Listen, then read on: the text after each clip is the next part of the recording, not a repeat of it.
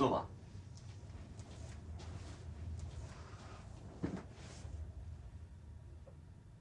别害怕，就算前面坐满了人，你翻译你的，不要受干扰。你告诉你自己，交船的时候不是也是这么多人吗？现在只不过多了这么一个同船间而已，没什么大不了。我现在准备放录音了，你先听一遍，我们先来一遍交船，这样你可以闭着眼睛翻。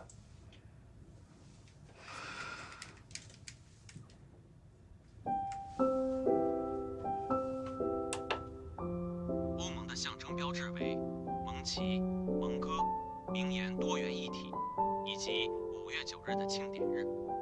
Les symboles de l'Union européenne sont le drapeau européen, l'hymne européen, la devise unie dans la diversité et la journée de l'Europe le 9 mai.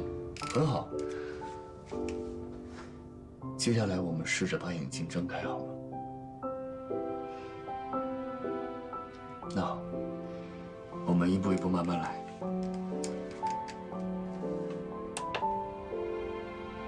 自从欧元正式流通，它就成为了欧盟最主要的标志。欧元是把欧洲人民联合起来的具体的、物质的联系。第3个重要标志，欧洲议会，统一及民主的价值见证。自从1979年来，欧洲议会议员通过普选产生，选举事件被作为欧盟建设的关键时刻之一。此时政治意义的欧盟成为了人民大众的欧盟。Depuis sa mise en circulation, l'euro est devenu un symbole majeur de l'Union européenne. L'euro est le lien concret, matériel, qui unit les peuples européens entre eux. Troisième symbole important, le Parlement européen témoigne des valeurs d'unité et de démocratie. Depuis 1979, les députés européens sont élus au suffrage universel.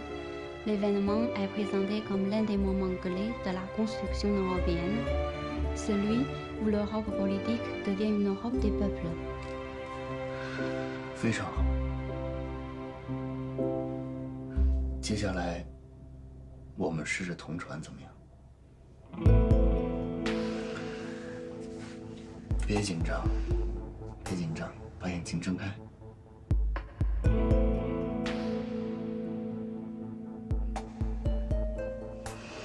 没问题的。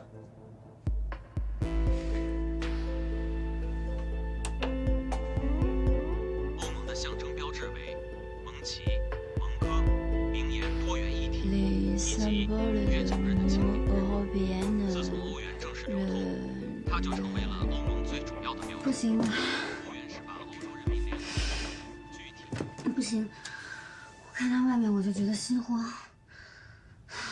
这绝对不是身体上的问题，这是心理问题。刚才你还好好的，你告诉我你什么感受？佳阳，我觉得心慌，我害怕这块玻璃，我们出去吧，行吗？不行，不能这么轻易的放弃。你告诉我你的感受，你为什么害怕这块玻璃？这块玻璃到底怎么带给你不舒服的感觉了？我不清楚，我也说不出来。不行，一定得说。我真的不知道。说出你的感受。你现在是什么感觉？我就是觉得心慌。我看着前面一排排的座椅，我觉得上面都是人。有人怎么了？交船的时候不是也都是人吗？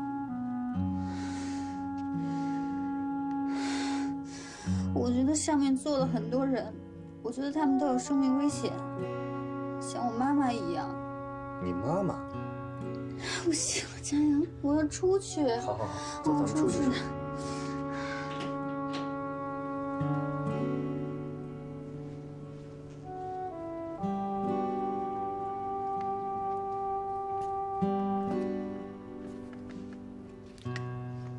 喝口水。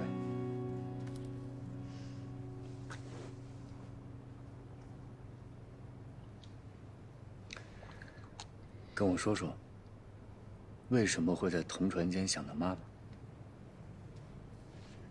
我也不知道，我刚才想到就这么说了。仔细想一想，也许这个就是你心理问题的根源。为什么在同船间会想到伯母呢？你以前跟伯母进过同船间吗？没有啊。那是为什么呢？同船间里什么也没有，你从里面望出去就是一排排的座椅，为什么会想到伯母呢？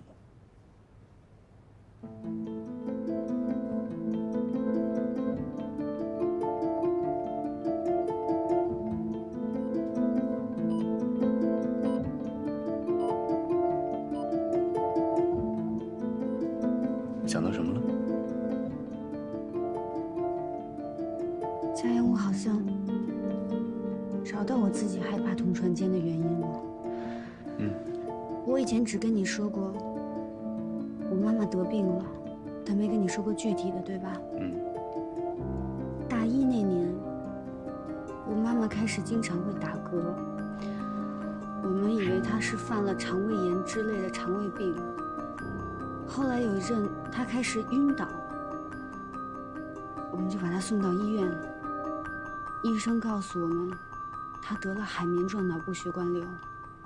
海绵状脑部血管瘤，那不是我哥的研究方向吗？对，我也是后来才知道佳明转研究这个。医生说我妈妈的这个病是长在脑干部位，压迫了中枢神经。如果颅内出血的话，就必须要动手术。就算动手术，也只有50%的成功率。而且就算手术成功，也还是有可能会复发。所以那个时候，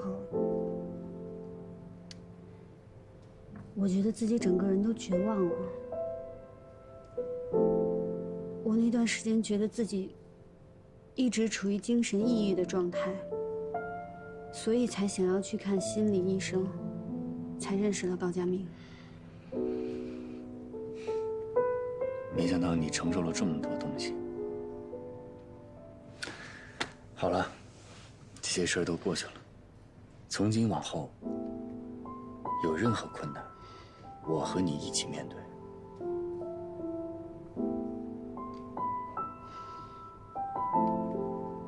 自从妈妈那个时候得了这个病，我就特别害怕医院。因为我到现在还记得，妈妈做完手术的时候，有48个小时还要待在重症监护室进行观察。我当时站在外面，隔着那层玻璃，看着我妈妈，她躺在里面一动不动，因为做手术把头发全都剃了。我真的很想去抱抱她，去摸摸她，但是因为隔着玻璃我做不到。我心里又很害怕，那段时间我觉得自己的心都被掏空了。我明白了，这个就是你心慌的由来。我大学的时候第一次进同船间，我就当时一直心慌，没办法翻译，我就一直想逃避。刚才多亏你一直强迫我待在同船间里，不然我到现在都不知道自己为什么害怕同船。这下好了，问题找到了，我们现在就想办法去解决。如果解决不了呢？如果我就是没办法进行同船呢？你看，你又来。昨天我还在担心，你这是与生俱来的天性，今天就找到问题的根源了。只要不是天性，就一定有办法克服。就像翻译一样，有的人翻译速度很快，但是准确率很低。有些人翻译速度很慢，但是准确率高。每个人都有自己的短板，但只要有意识提高自己的短板，就能增加综合素质。那你的短板是什么？就是你啊！告诉你，田主任都认为你能成为一名好的翻译。我怕让你们失望。只要你不绝望，就一定有希望。太好了！看来我这一晚上没睡没有白费，我们有突破性进展。走，带你吃早餐去。你真傻，你怎么真在这儿等了我一晚上啊？离家部的会还有一定的时间，我先陪你回家，你去洗个澡。好，走。老大，你去。哎呦，昨天晚上在你家睡了。帮你拍一下。啊！你敢这样过？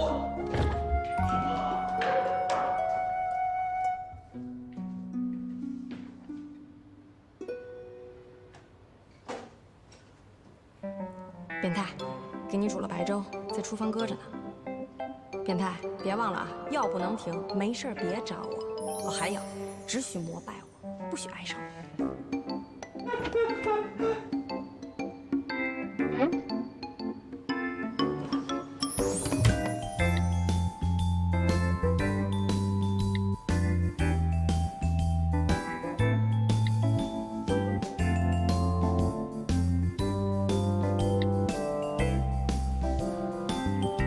喂，你好，帮我找一个可以做饭的阿姨。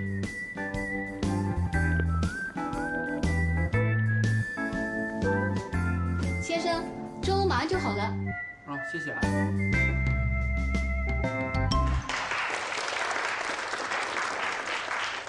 最后，欢迎王主阁下和太太的来访，对你们的慷慨和热情表示衷心的感谢。 Bienvenue à vos Altesses. Je vous remercie encore une fois pour votre passion et votre générosité.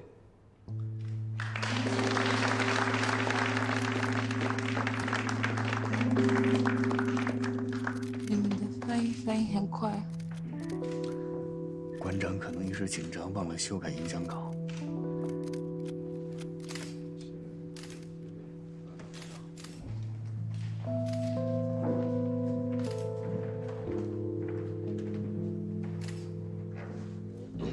Je suis fan de la calligraphie, la culture chinoise me passionne. 我是一个书法爱好者，很喜欢中国文化。我的朋友书法家王维芳，他非常喜欢家布，今天特地写了一幅字。 Mon ami calligraphe Wang Meifang aime beaucoup le gabou. Elle a fait pour vous une calligraphie comme cadeau.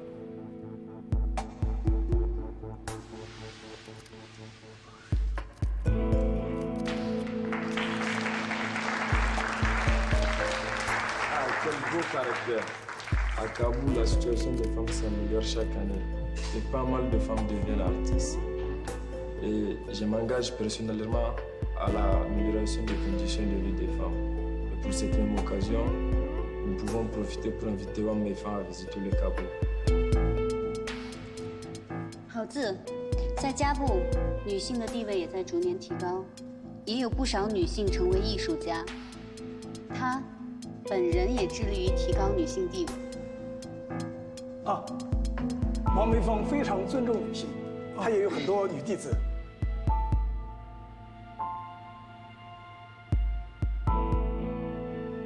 Wang Meifang a aussi des femmes disciples. Il a un grand respect pour les femmes. Il paraît que mon frère va faire un discours sur l'amélioration des femmes en Afrique, basé sur votre femme calligraphe. On n'a pas reçu le communiqué de presse. C'est possible de reporter le discours au dîner? Tu le sais bien, le prince fait souvent des siennes. 台上出了点误会，王维芳是个男的，你去跟王子解释一下。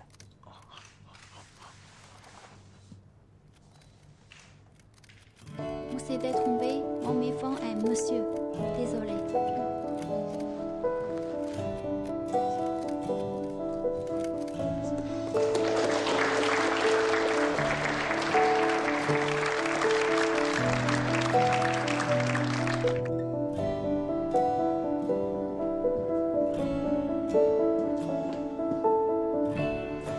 拿到了，还有多长时间？从现在到宴会开始还有3个小时。 你们抓紧翻，一会儿我过来校对。好。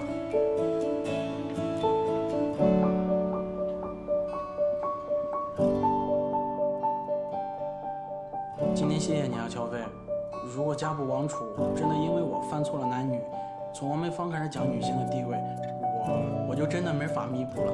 我之前就跟你说过，这家部王储想干嘛就干嘛。这王梅芳这名字听起来确实像女的哈。我也是之前翻看记录，听到馆长要去王家求字，提到王太太，我当时就觉得奇怪，所以我特地查了一下，才发现他是男的。一开始我还有点怀疑你，你没必要帮我的。哎，我之前在他身上栽的比你狠，咱们法犯处不能来一个栽一个吧？没事的。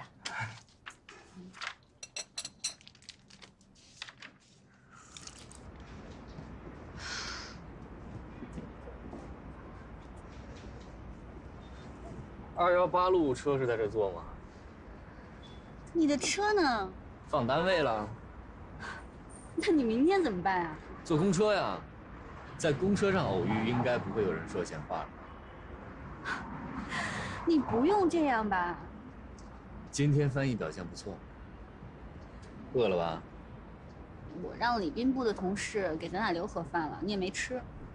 去我家吃吧，我们家还有速冻面。累了一天还吃速冻食品，多可怜！你来我们家，我给你做。别做了，多麻烦呀！我冰箱里还有寿司。那不还是速冻？不是速冻的，我做的。哟，你还会做寿司呢？那是，会做的多着呢。你还会做什么呀？你想吃什么？广东菜、粤菜，啊，不是广东菜就是粤菜啊。川菜。日本阿姨，下班前请帮我从楼下日料店打包2人份寿司，还有天妇罗。我半个小时以后到，东西放下你就可以走了，谢谢。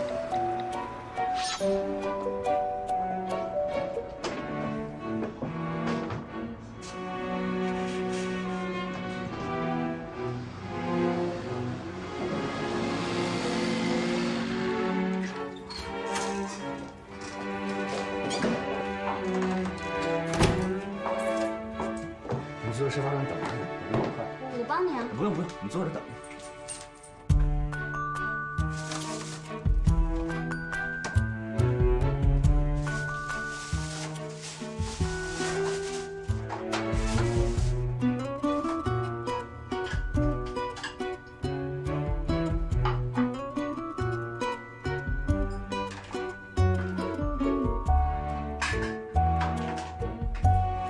久等，饿了吗？简单营养又健康。哎呦，白马庄园呢？你认识啊？喜欢吗？关于这个酒的特色还有历史，我能跟你聊一下午，但是我好像只喝过一次。为什么只喝过一次呢？大部分人都只喜欢拉菲。有品位，有品位吧？像你这种理论家是怎么成为侍酒师的呀？我呢，就是把喝红酒当成背单词，我喝一次我就得牢牢记住它，然后我多读那些专业的书。我没喝过，我气势上要过硬啊。比如呢？比如，2010年真是一个红酒的好年份啊！怎么样？很有气势吗？有。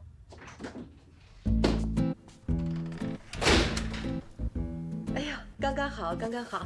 店里的人说啊，天妇罗凉了就不好吃了。我把寿司先拿上来，又下去买了这个。你们先吃，我就先走了啊。不懂理论也可以做寿司哈。阿姨，稍等一下。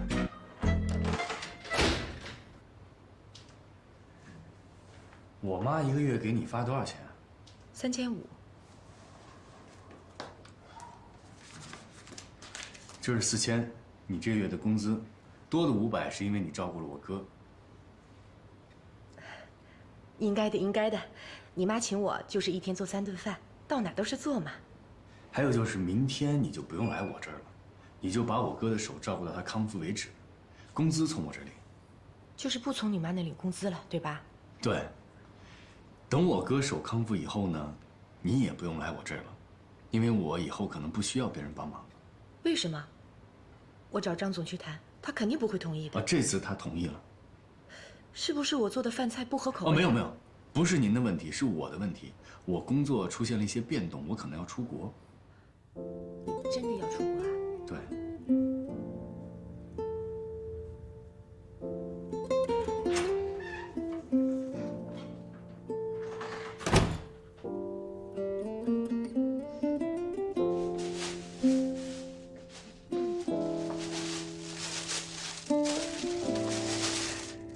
是吧？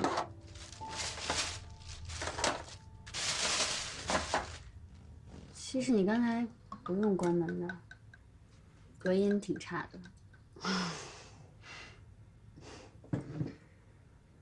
我会照顾好我自己的。我知道你能照顾好自己，你自己在瑞士生活那么久，肯定可以。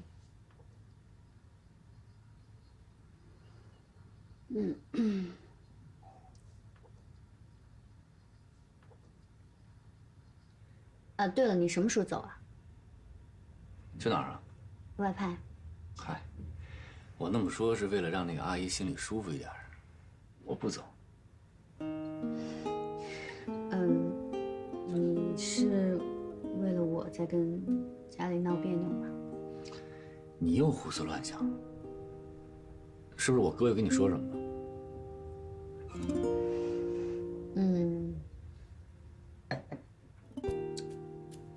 其实我想过，我是你的实习生嘛，你对我好的话，别人会说你是在偏袒；你对我严格，大家也会说你在装什么样子啊这种。所以只要我跟你在一起，我们的关系就会成为你事业上的污点。大家会一直拿我跟你在一起这件事情来说事。我不在乎，我也不害怕。我难道还要靠别人怎么说我活着吗？我只会听从我自己内心的声音。对了，跟你说件正事儿。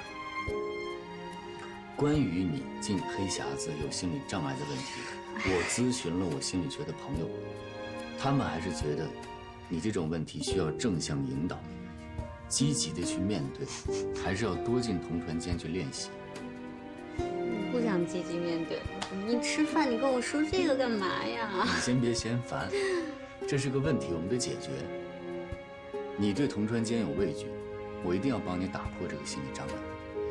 所以，从明天开始，每天我带你进一次同传间。哎呀，你进去的多了，你自然而然就觉得这是一件很自然的事情，你就不会有这么大的心理负担。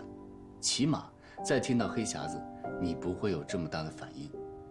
哎呦，别唧唧歪歪了，来，干杯！祝你早日克服同传障碍。我拒绝。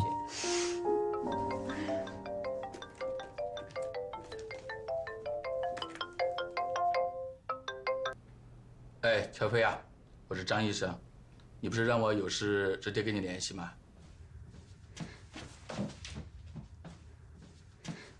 张医生，是不是我妈妈的手？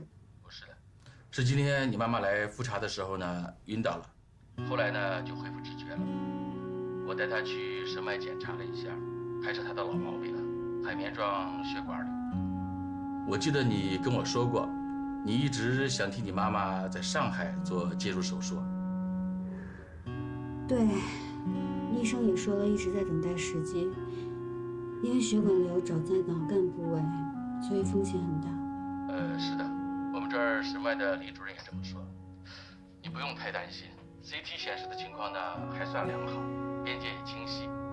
但是他让我必须通知你，你妈妈出现晕厥的症状呢，脑干周围啊有渗血点，证明最近一个阶段要加强注意，密切的观察。如果周围血管有出血前移，就需要立刻手术了。好，我马上回来吧。你也先别急，我建议你尽快和上海这边的医院联系，确定方案，把她接过去。我打电话给你的，就是让你心理准备，手术是势在必行的。你作为家属呢，要有了解，但不要过度的担心，干扰患者的情绪。何况，你妈妈的心里，你就是她的一切。我明白了，谢谢张医生。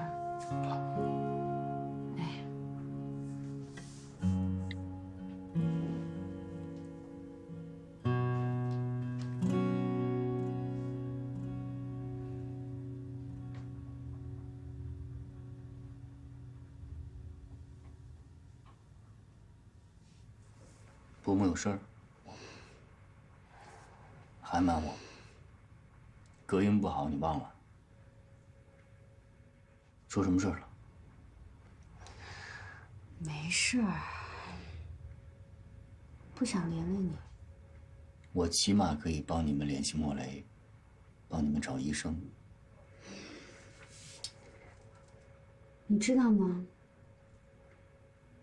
我妈妈的病，不是说轻易找一个医生，筹集到了手术费就可以去做手术了。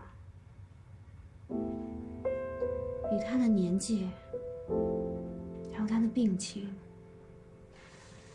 要做介入式手术，必须要有最大的把握。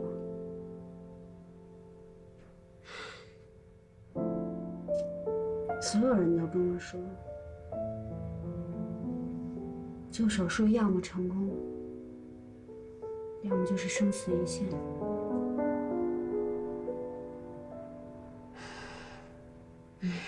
你放心吧，这些经济上的还有心理上的压力，我自己扛得住，我不会拖累你的。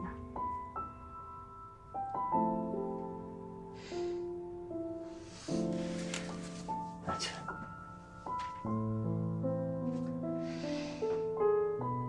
你不想连累我的真实意思就是，我们俩的情分还没有到你愿意连累我的程度。这么见外的话，以后不许说了。你的事儿就是我的事儿，你愿意连累我，我很高兴。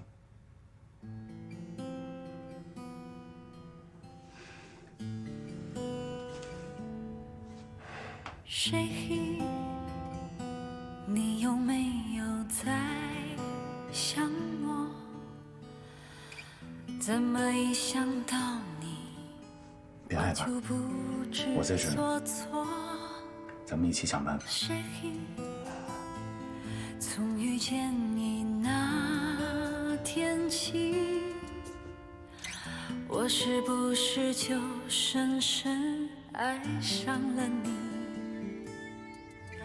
不管爱你知不值得，我只要简单的快乐。不管是对错的选择，只要爱了就不会割舍。Mon chéri，相信我，如果世界没有了你，爱情就失去所有的意义。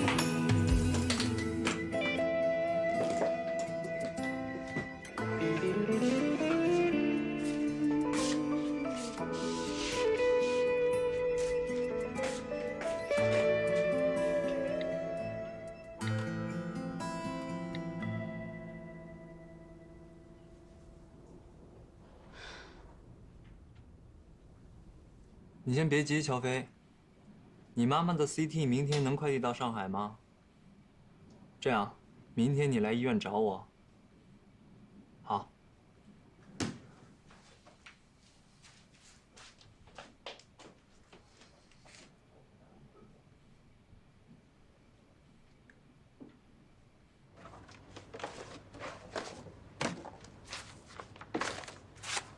你好，佳阳，找什么呢？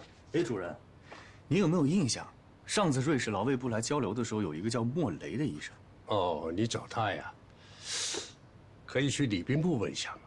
我当时留了他助理的电话，但我现在打过去已经停机了，而且我也问了随行的一些医生，别人说他现在去非洲了。哎呦，这就不好找了。要不你月底去瑞士的时候，可以直接到他医院去问问嘛。月底？对，去瑞士，时间定下来，15天以后你出发。这么快？还快呀！你都等了几年了。这段时间你可以请假，把家里该安排的安排一下。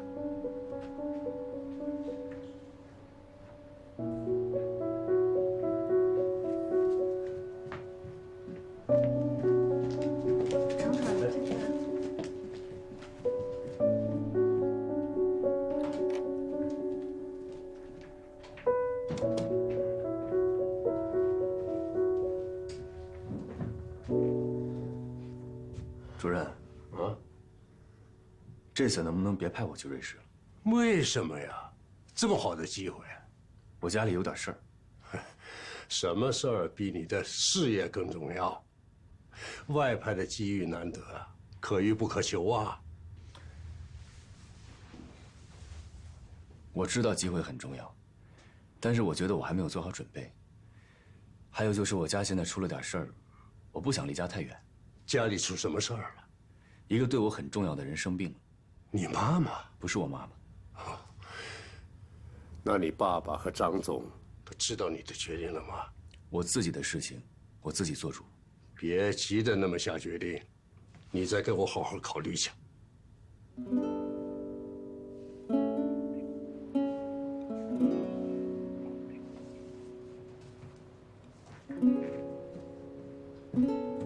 看什么呢？这么入迷？非洲的君主制。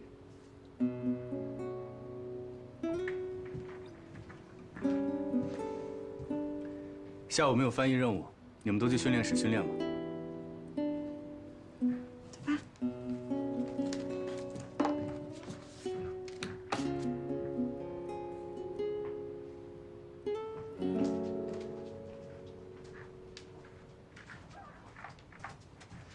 老田啊，我很好，哎，老程他也很好啊，我们家人都很好，你什么意思呀？啊，盼着我们家谁得点病啊？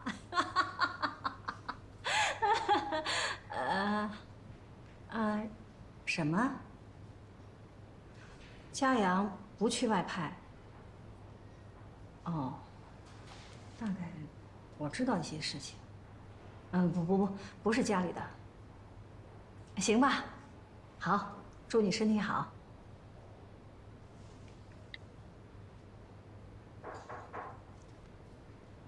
进来。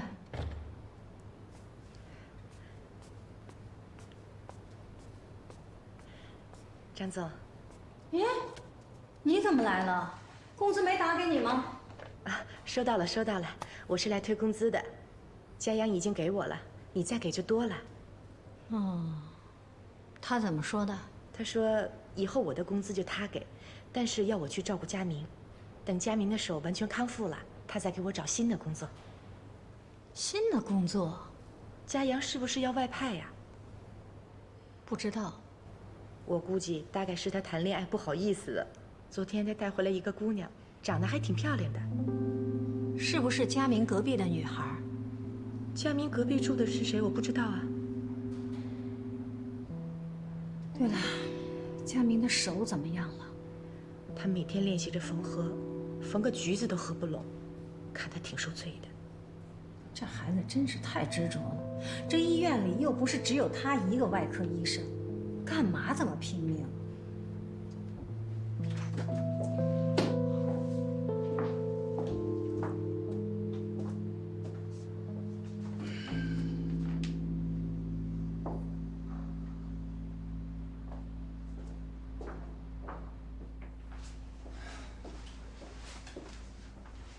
呀，不让你休息吗？在家待着不踏实。哟，你呀，让你做2台手术啊，你什么就踏实了。走。我这次来找您啊，就想跟您说这件事儿。我的手恢复的不是很好。那天的手术不是很成功吗？手术的时候吧，可能太专心了，觉得没什么，手术完就不行了。哦，这样，我安排医院的专家给你会诊一下。哎，主任，我想再观察一段时间，毕竟我这伤啊刚好，而且我暂时还不想让别人知道。啊，我明白。主任啊，我其实是有件事求您的。我有一亲戚，他得的是脑干中枢神经区域的血管瘤，一直在等待最佳手术时期了。如果可能，我想请您和莫雷一起主刀。本来呢，我是想带他去瑞士做手术，但是我担心这个飞机啊会对他的颅内压有影响。你担心是有道理的。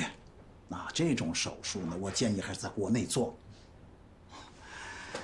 现在啊，我们国家的医学水平，尤其是临床，那在世界上啊是属于领先的。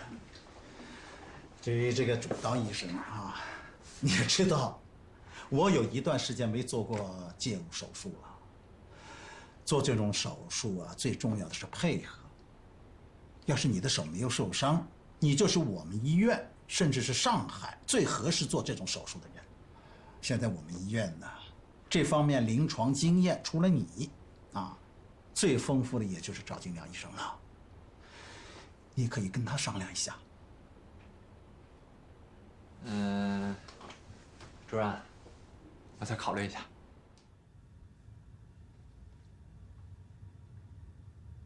你漏了一句啊！还真是，不像你啊，心不在焉的。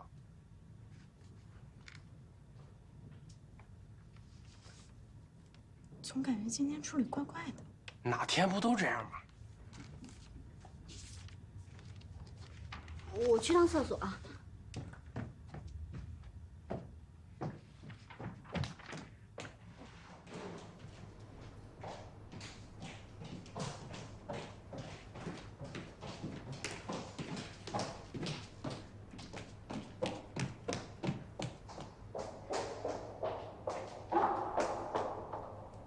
找我呀？女外派的时间是不是快定了？怎么了？我会好好工作的，你不用担心我。如果有假期的话，我去看你。你还要去看我呀？那么好，就为这点事儿冒这么大险跑这儿来？担心你。我有什么好担心的？下班等我。我约了人。谁呀？跟伯母的病有关吗？那是谁呀？比我还重要。就吴佳怡呀，还能有谁啊？我跟他早就约好了。那你们在哪儿？我去接你。还没最后定在哪儿呢，我结束了去找你吧。行。那晚上我在家里等你。快回去。快点。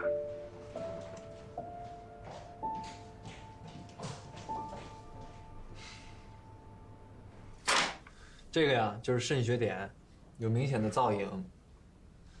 阿姨如果再次出现昏厥，那情况就不好了。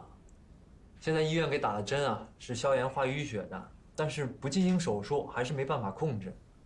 如果血管瘤压迫，就有可能造成血管爆裂的危险，所以要尽快手术，转到上海医院观察2、3天，等到肾血点的淤血收干净了，马上手术。成功率是多少？小飞，你是知道的，手术没有绝对的乐观，但你也不要悲观。费用呢？原来那个你又回来了。说什么？那个倔强的，把背上的刺都拱起来，不让人接近的乔飞。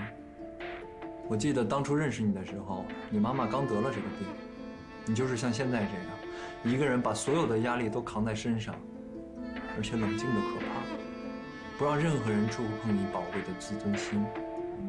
但是不要这样，乔飞，会让关心你的人感到伤心。我现在不想跟你说这个。手术费一共是多少钱？最起码25万吧，开颅手术费7万多，还不算请外国专家的。术后恢复高压氧要10万，头骨修复要8万，这些都是一般材料，还不算进口。25万。钱的问题你不用担心，我可以帮你。不用，钱的事情我会自己想办法。那让程家阳帮你，他是你男朋友，名正言顺，他不处理谁处理？我给他打电话。你别。明白了。你没告诉他你来我这儿吧？看来，这是我们之间的秘密。如果我用这个要挟你，你能不能考虑做我的女朋友？你别胡说了，你不是这样的人。那我是什么样的人？我是一个不希望看到你伤心难过的人。程家阳在哪儿？他为什么不帮你分担？他是你男朋友，他不该让你一个人承受这个。佳阳马上要被外派到瑞士去了，我现在不想跟他说这个，我不想打扰他。打扰？是你的意思还是他的？这个你就别管了。请你密切帮我留意着给我妈妈做手术的医生，医药费我会自己想办法。小飞，你知道的，只要你开口，我愿意帮你，什么我都愿意做。佳明，你也知道我的，佳阳是我男朋友，我都不想拖累他。你这种性格的，有的人会认为你太替别人着想，有的人呢，又觉得你太爱逞强了。你知道我怎么看吗？随便你怎么看。我觉得你两者都有，一方面你太善良，又太爱替别人着想；另一方面你又太固执，太爱逞强。没事儿，就算程家阳靠不住，我总在身边吧。有什么我可以帮你的，尽管告诉我。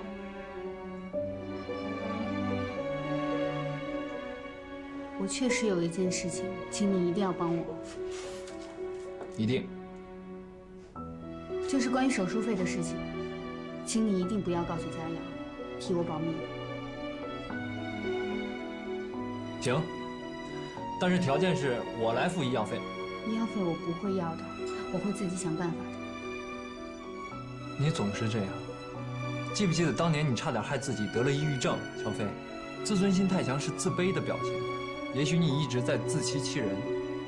你打心眼里知道你和程家阳不是一路人，你们的爱情就像温室里的花朵，一经风雨就会被摧毁，所以你不敢让它经受考验。今天就到这儿吧，我先走。不要再自欺欺人了。